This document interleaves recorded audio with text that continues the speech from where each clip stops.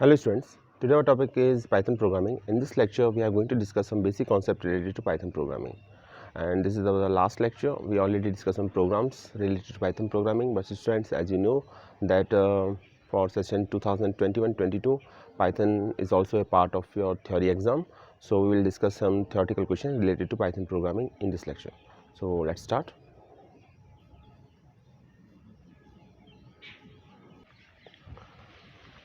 सबसे पहले हम बात करेंगे कीवर्ड्स और आइडेंटिफाइड्स की। हम ये सब जानते हैं कि पाइथन में कीवर्ड्स और आइडेंटिफाइड्स को ऑलरेडी, और ये एग्ज़ाम में अक्सर पूछ लिया जाता है कि कीवर्ड्स क्या होते हैं, आइडेंटिफाइड्स क्या होते हैं। तो आज हम वही क्वेश्चन डिस्कस करेंगे। प्रैक्टिकल पॉइंट ऑफ व्यू से हम काफ़ी देख चुके हैं, और ये जो आज मैं बताने जा रहा हूँ उसमें से बहुत सी बातें आपको पहले से पता भी होंगी, मुझे उम्मीद है। तो हमारा आज बेसिक फोकस ये रहेगा कि हम सिर्फ ये जानें और समझें कि किस तरीके से एग्ज़ाम में पाइथन से रिलेटेड क्वेश्चन अगर पूछे जाते हैं थ्योरी एग्ज़ाम में, तो हम उनको लिख सकें। तो सबसे पहले बात आती है टोकन्स की। टोकन्स यहाँ लिखा हुआ नहीं है, मैं आपको बता रहा हूँ। टोकन्स बुक में आपको डेफिनेशन मिल जाएगी डेफिनेटली। टोकन्स का क्या मतलब है? टोकन्स का मतलब है आपका कि smallest unit of a program is called the token. किसी भी प्रोग्राम की सबसे छोटी जो यूनिट होती है वो आपका टोकन कहलाती है। फॉर एग्जाम्पल ऑपरेटर, जैसे प्लस ऑपरेटर है, माइनस ऑपरेटर है, ये टोकन है, सबसे छोटी यूनिट है। इससे ज़्यादा स्मॉल तो कुछ मिलेगा नहीं आपको, ठीक है। ऐसे ही आपका हम कह सकते हैं कि जो कीवर्ड्स होते हैं वो भी एक टोकन्स हैं। कीवर्ड्स रिजर्व वर्ड होते हैं जिनका मीनिंग ऑलरेडी फिक्स होता है पाइथन प्रोग्रामिंग में। जैसे हम इफ़ यूज़ करते हैं, एल्स यूज़ करते हैं, इफ़ एल्स यूज़ करते हैं, ट्रू यूज़ करते हैं, फॉल्स यूज़ करते हैं, ठीक है, और यूज़ करते हैं, एंड यूज़ करते हैं। तो ये सब क्या है? कीवर्ड्स हैं। तो ये इनका मीनिंग ऑलरेडी फिक्स है, इनका मीनिंग ऑलरेडी रिजर्व्ड है पाइथन के लिए, और हम उनका मीनिंग ना तो चेंज कर सकते हैं, ना हम उसे एज ए वेरिएबल यूज़ कर सकते हैं। तो कीवर्ड की ये लिमिटेशन भी है, एज ए वेरिएबल हम यूज़ नहीं कर सकते। कीवर्ड्स आर द रिजर्वर, तो कीवर्ड भी टोकन्स हो गए। बात आती है फिर आइडेंटिफायर्स की। आइडेंटिफायर्स का क्या मतलब? आइडेंटिफायर्स दैट आइडेंटिफाई समथिंग, और समथिंग में क्या आ जाएगा यहाँ पर? ऑब्वियसली वेरिएबल नेम आ जाएगा, फंक्शन नेम आ जाएगा, क्लास आ जाएगा। तो जो हम नेम देते हैं, जनरली वेरिएबल के नेम देते हैं आप। फंक्शंस और क्लास तो अभी आपने नहीं पढ़ा होगा।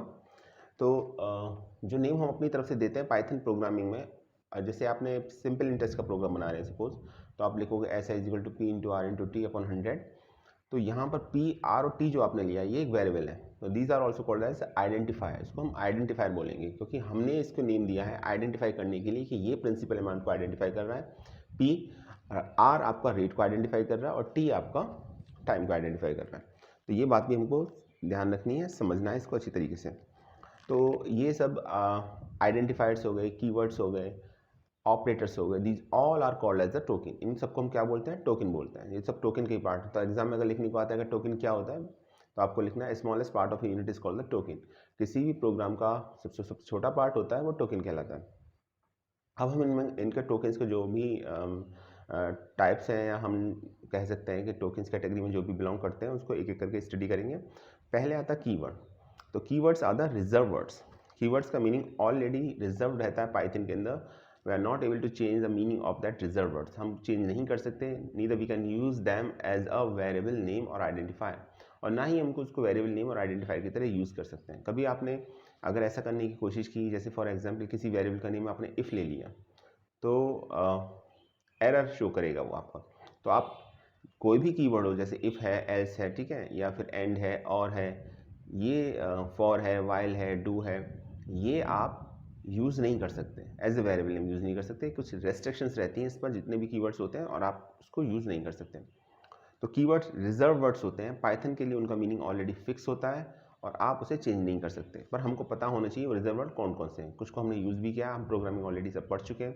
यहाँ हम जो पढ़ने जा रहे हैं वो सिर्फ उसका प्रोग्रामिंग का वो पार्ट है जो हम थियोरेटिकली डिस्कस करने जा रहे हैं, ठीक है। तो एग्जाम में पूछ लिया जाता है कभी कभी डायरेक्ट, क्योंकि पिछली लास्ट सेशन तक की अगर हम बात करें तो लास्ट सेशन में 2020-21 पाइथन थ्योरी एग्जाम का पार्ट नहीं थी, सिर्फ प्रैक्टिकल पॉइंट ऑफ व्यू से आपको पढ़ना था।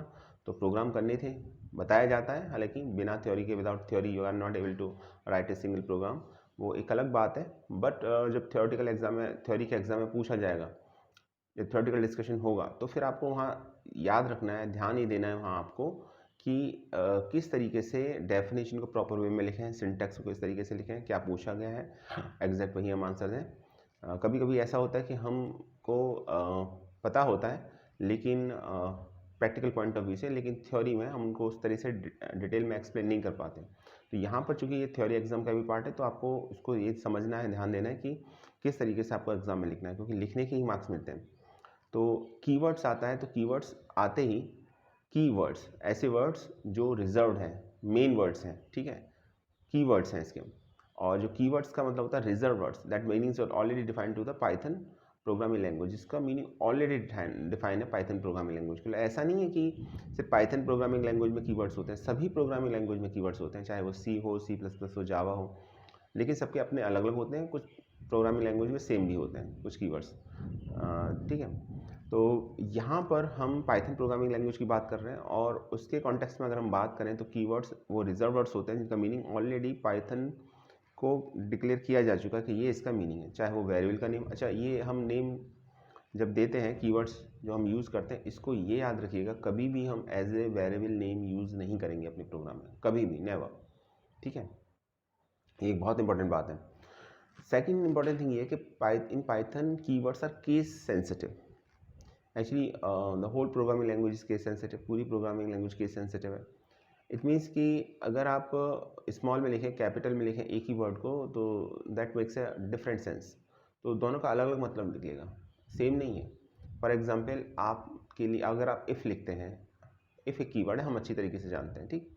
इफ़ कीवर्ड की बात करते हैं, हमने आपको प्रोग्राम भी बताए थे, इसलिए आपने प्रोग्राम किए भी हैं, इसलिए मैं इफ़ को लेकर चल रहा हूँ यहाँ पर। इफ़ एक कीवर्ड है जिसमें आई और एफ दोनों स्मॉल लेटर्स में, ये कीवर्ड है, इसमें कोई डाउट नहीं है।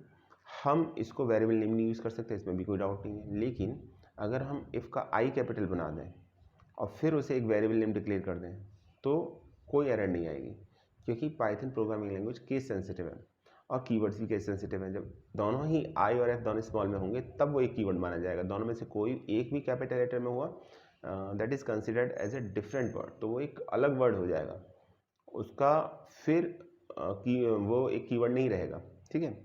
तो आपको ये भी याद रखना है, लेकिन जनरली तो हम इसे अवॉइड ही करते हैं। पर ये याद रखिएगा कि ये जितने भी कीवर्ड्स होते हैं केस सेंसिटिव होते हैं।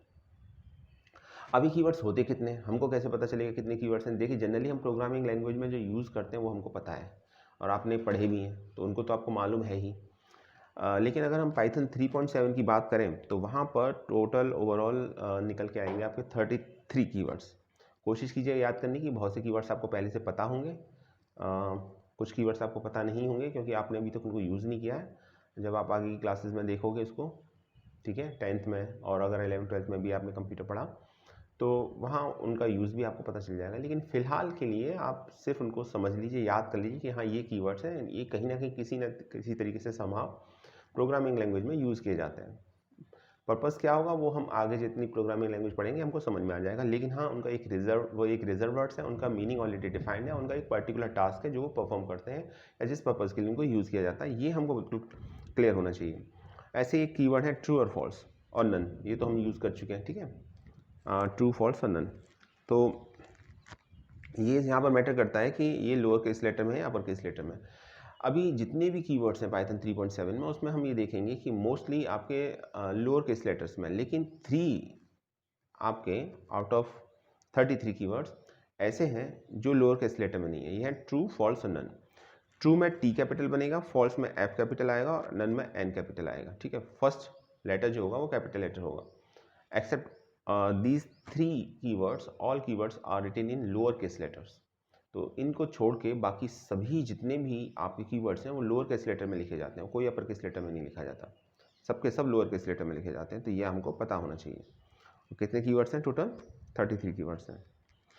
तो देखिए, यही पॉइंट्स है जो मैंने डिस्कस किए थे, एक बार मैं रीड कर देता हूँ। Keywords are the reserve words in Python. First point, we cannot use as a keyword as a variable name, function name or any other identifier. They are used to define the syntax and structure of the Python language. ये syntax और structure define करते हैं Python language का।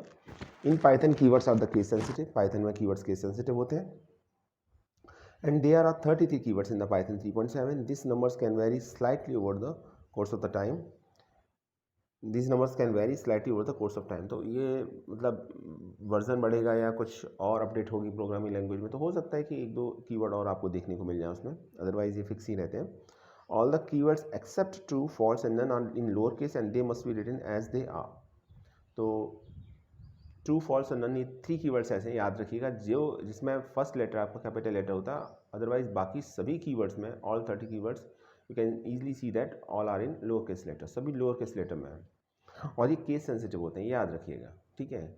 तो ये तभी तक है जब तक आप उनको एज इट इज़ यूज़ करोगे, तब तक वो कीवर्ड्स हैं। अगर एज इट इज़ यूज़ नहीं करोगे, आपने कोई कैरेक्टर अपर केस में लिख दिया, लोअर केस में लिख दिया, जो ये कीवर्ड में नहीं आता है, तो मीनिंग चेंज हो जाएगा, फिर वो कीवर्ड कंसिडर नहीं किया जाएगा, ठीक है। जैसे मैंने इफ़ के केस में बताया था, आई आपने कैपिटल मार्क कर दिया, then it is not considered as a keyword, तो फिर एक कीवर्ड नहीं रहेगा।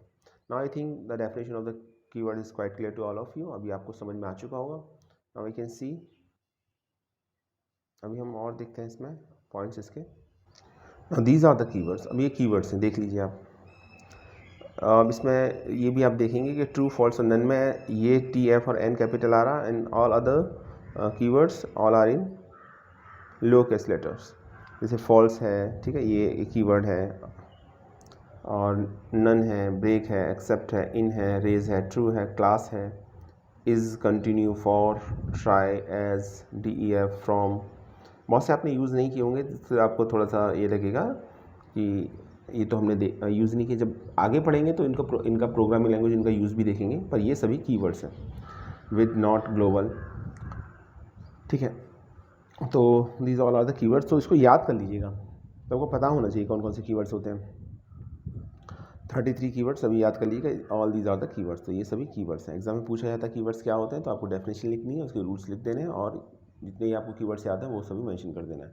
ये बता देना कि कीवर्ड्स जो होते हैं वो कभी भी आपका as a variable name use नहीं किए जाते, एज ए आइडेंटिफायर यूज़ नहीं किए जाते हैं। I think it is clear to all of you. आगे चलते हैं, बात करते हैं पाइथन आइडेंटिफायर्स की। आइडेंटिफायर्स जैसे मैंने अभी थोड़ी देर पहले बताया, variable names, class name, function name, these all are the identifiers.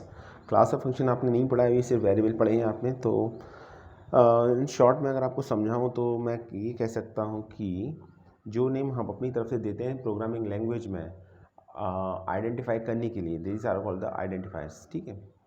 ये बिल्कुल ऐसे ही जैसे हमारी जनरल लाइफ में क्या होता है कि आपका एक घर का नेम दिया गया हो, आपका नेम क्यों दिया जाता है? आपको एक नेम है आपका इसलिए क्योंकि आपको आइडेंटिफाई किया जा सके, जब वो कोई आपको कॉल करे तो आपके नेम से कॉल करे तो आप रेस्पॉन्स दे सकें कि हाँ ये कॉल मेरे लिए है, तो इसलिए तो आपको नेम दिया गया।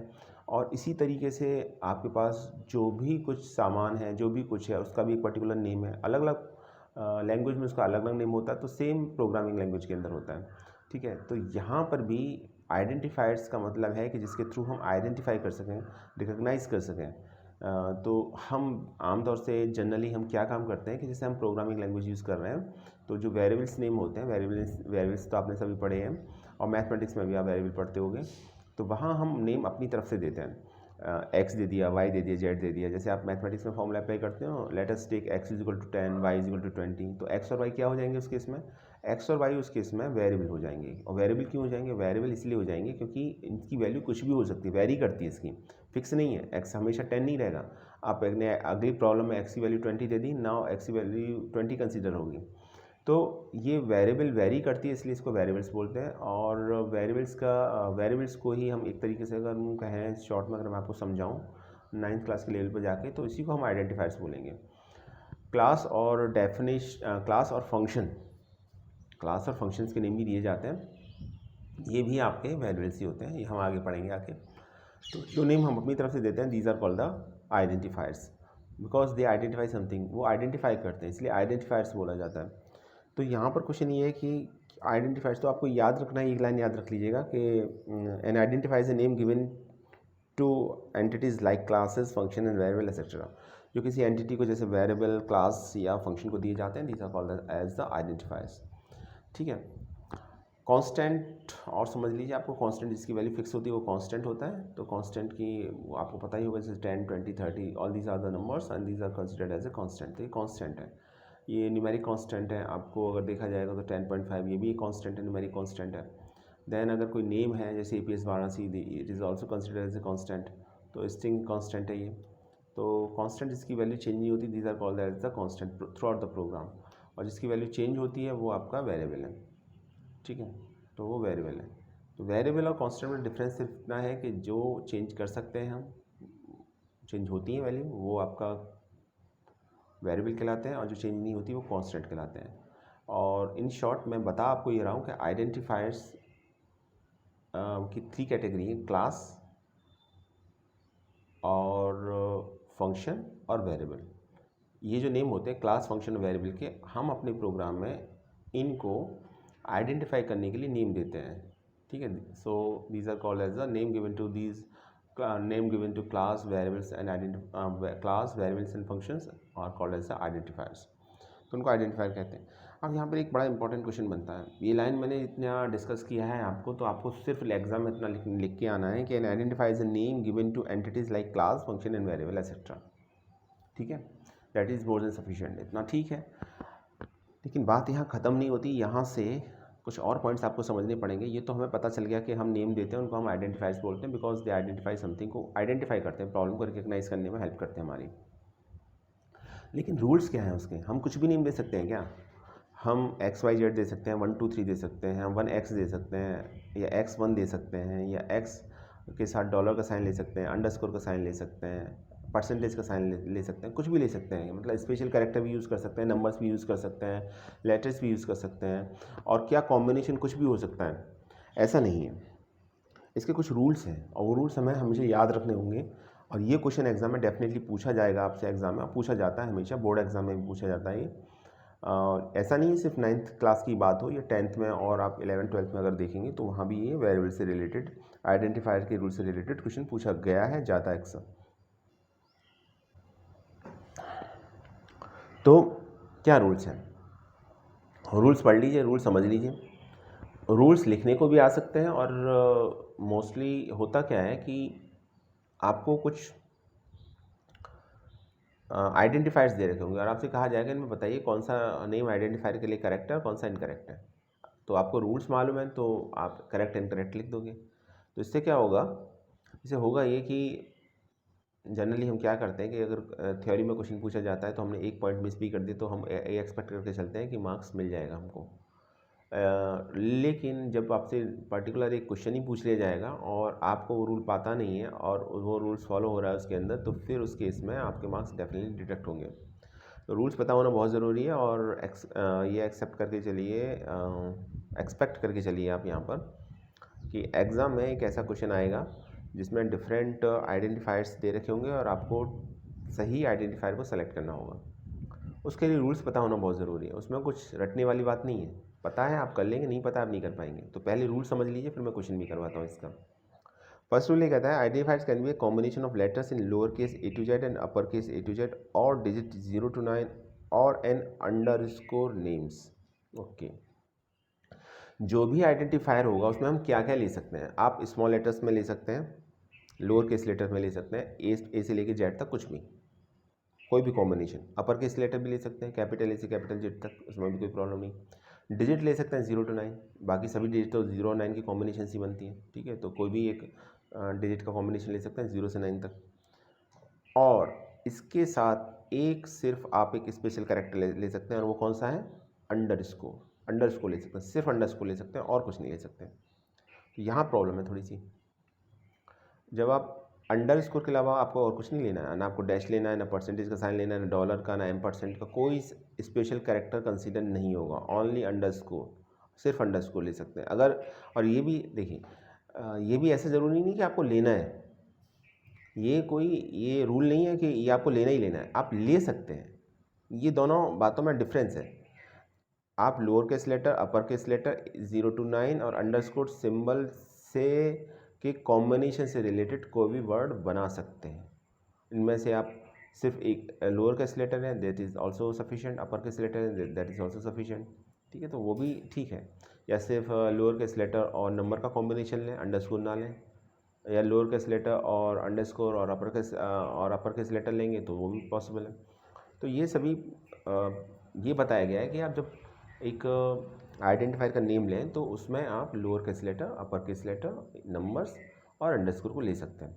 उनके कॉम्बिनेशन से कोई भी एक वर्ड बना सकते हैं। याद रखिएगा अंडरस्कोर वैलिड है सिर्फ स्पेशल कैरेक्टर में, बाकी और कोई स्पेशल कैरेक्टर वैलिड नहीं है, सभी इनवैलिड है। तो अगर एग्जाम में कुछ ऐसा आता है कि आपको अंडरस्कोर के अलावा कुछ और स्पेशल कैरेक्टर देखने को मिलता है तो आप समझ जाइएगा ये आपका आइडेंटिफायर नहीं है। तो यही लिखने को आएगा इनमें से कौन सा आइडेंटिफायर है, कौन सा आइडेंटिफायर नहीं है। जैसे लिखा हुआ A और M%, ये लिखा हुआ है, परसेंट का साइन लिखा हुआ है, ए या डॉलर का साइन लिखा हुआ है, ठीक है, तो आप उसको बता दीजिए कि this is not a identify, ये आइडेंटिफाई नहीं है। क्लियर, आगे चलते हैं। सेकेंड रूल ये कहता है कि इन identify can not start with a digit, one variable is invalid but variable one is a valid name. देखिए, ये कहा गया है कि आप डिजिट ले सकते हैं किसी भी वेरिएबल के नेम में, आइडेंटिफायर के नेम में, ठीक है, हम यहाँ वेरिएबल को ही स्टडी कर रहे हैं, variable is type of identifier, तो आप ले सकते हैं, कोई दिक्कत नहीं है उसके अंदर, लेकिन नेम जो आप लेंगे वो कभी नंबर से स्टार्ट नहीं होगा। नंबर को ले सकते हैं, नंबर से स्टार्ट नहीं होगा कभी, नंबर बीच में, इन मिडिल या लास्ट कहीं भी आ सकता है, स्टार्टिंग में नहीं आएगा।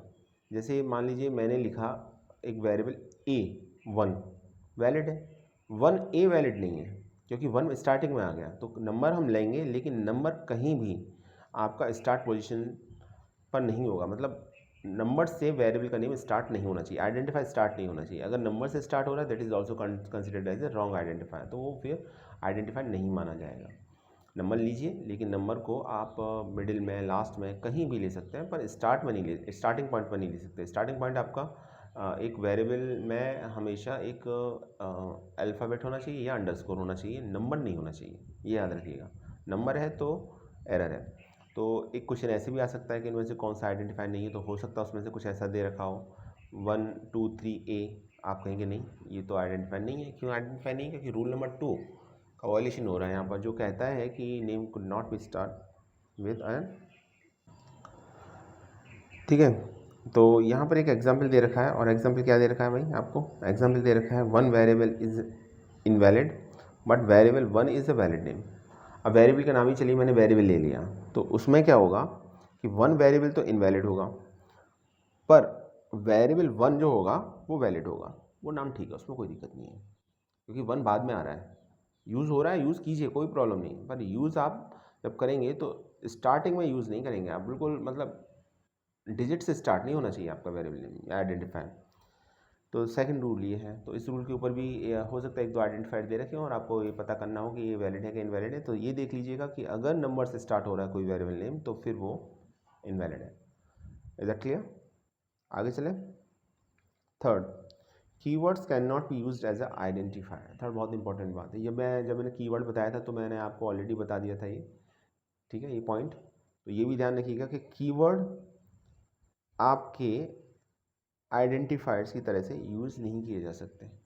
किसी भी कीवर्ड को आप आइडेंटिफायर नहीं यूज़ कर सकते, ये रिस्ट्रिक्शंस रहती है पाइथन प्रोग्रामिंग लैंग्वेज के अंदर। तो अब ये थोड़ा सा ट्रिकी क्वेश्चन बन जाता है यहाँ पर, क्योंकि जब तक आपको कीवर्ड नहीं पता होंगे तब तक आप ये डिसाइड ही नहीं कर सकते कि ये आपका वेरिएबल नेम है या नहीं है। तो उसके लिए आपको कीवर्ड्स पता होने चाहिए, इसलिए मैंने कहा था कि जितने भी 33 कीवर्ड्स हैं याद कर लीजिएगा इनको। क्योंकि होगा क्या, जैसे एग्जाम में क्वेश्चन आया ग्लोबल, ठीक है, और global is equal to global दे रखा है एक वेरिएबल का नेम, और आपसे कहा जाएगा ये वैलिड है नहीं है, आइडेंटिफायर है नहीं है, और आपको पता ही नहीं कि ये कीवर्ड है, हालांकि ये कीवर्ड है। तो बाकी तो सभी रूल्स फॉलो हो रहे हैं, लोअर केस लेटर में है, ठीक है, वो भी ठीक है, ठीक है, और नंबर से स्टार्ट नहीं हो रहा। थर्ड जो रूल है वो ये कहता है कि कीवर्ड नहीं होना चाहिए। तो इसके लिए आपको पता होना चाहिए ग्लोबल कीवर्ड है कि नहीं, और इसके लिए आपको टेबल याद होनी चाहिए। तो वो टेबल आप याद कर लीजिएगा, ग्लोबल एक कीवर्ड है, ठीक है, और ये याद रखिएगा। और फिर भी अगर आपको ये लगता है कि टेबल याद नहीं है, एक दो आप याद नहीं कर पाए किसी तरीके से, तो थोड़ा सा उसमें फिर आपको कॉमन सेंस से काम लेना होगा। मैं बता देता हूँ आपको वो भी। पहले तो कोशिश ये कीजिएगा कि सभी के सभी कीवर्ड्स याद कर लें, ठीक है, लेकिन फिर भी उसमें ये है कि देखिए जितने भी कीवर्ड्स हैं उन सभी कीवर्ड्स में ट्रू, फॉल्स और नन, सिर्फ 3 कीवर्ड्स ऐसे हैं जिनका फर्स्ट लेटर कैपिटल लेटर है, बाकी और कोई कीवर्ड में capital letters, upper case letters use ही नहीं होते।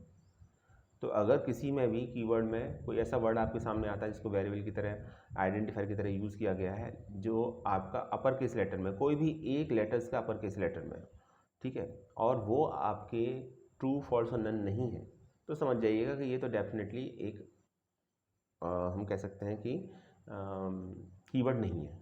उसमें तो हम बिल्कुल श्योर हो जाएंगे, चाहे हमें टेबल याद है या याद नहीं है, doesn't matter.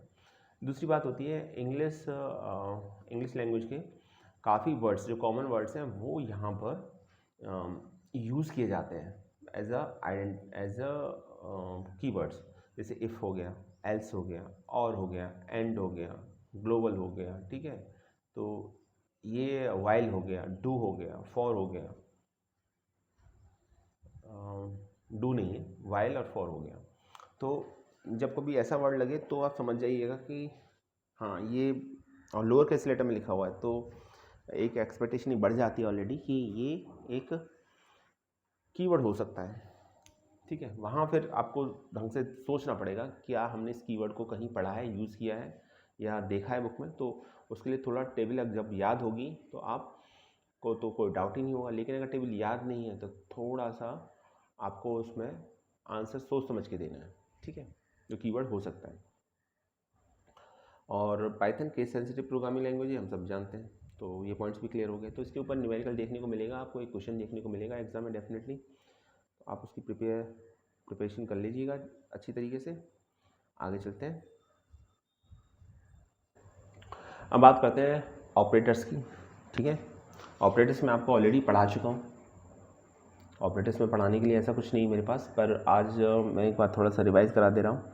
Most probably Python programming के ऊपर आपका लास्ट वीडियो होगा, बहुत डिटेल में पढ़ा दिया है मैंने, कुछ चीज़ें जो सिलेबस में नहीं है वो भी पढ़ा दी हैं, आगे काम आएंगी आपको। और वो इसलिए पढ़ाई थी प्रोजेक्ट में आपकी हेल्प करेंगी, जैसे इफ़ हो गया, एल्स हो गया, एलिफ हो गया, ये सभी 9th के सिलेबस में नहीं है, लेकिन आपको प्रोग्राम बनाना है, एक प्रोजेक्ट बनाना है आपको, तो प्रोजेक्ट लेवल पर ये आपकी हेल्प करेंगी डेफिनेटली, ठीक है। थ्योरी एग्जाम में ही नहीं पूछी जाएंगी आपसे, थ्योरी में आपका कोई भी कंडीशनल स्टेटमेंट से रिलेटेड क्वेश्चन एग्जाम में नहीं आएगा, क्लियर। इसको सिर्फ अभी फ़िलहाल नॉलेज के पॉइंट ऑफ व्यू से समझ लीजिएगा, याद कर लीजिएगा, आगे इन फ्यूचर 10th क्लास में आपको ये देखने को मिलेगा। और अगर आपकी यहाँ पर कॉन्सेप्ट क्लियर है तो 10th क्लास में आपको बहुत हेल्प करने वाला जा रहा है, आपको कोई प्रॉब्लम नहीं आएगी आपको पाइथन प्रोग्रामिंग लैंग्वेज में। तो ये थोड़ी सी प्रैक्टिस से आएगा आपका। अब पाइथन ऑपरेटर्स की बात करें तो देखिए, अभी हमने स्टार्टिंग में कहाँ से स्टार्ट किया था, हमने बात की, हमने स्टार्ट किया था टोकन से, और टोकन के लिए हमने क्या बोला था, token are the reserve words, token are the smallest unit of a programming language. Token किसी प्रोग्रामिंग लैंग्वेज की सबसे स्मॉलेस्ट यूनिट होती है। उसमें हमने क्या बताया था, हमने बताया था एक तो कीवर्ड्स आते हैं जो रिजर्व वर्ड्स होते हैं, आइडेंटिफायर्स आते हैं जो वेरिएबल्स के नेम होते हैं, और थर्ड आता है ऑपरेटर्स।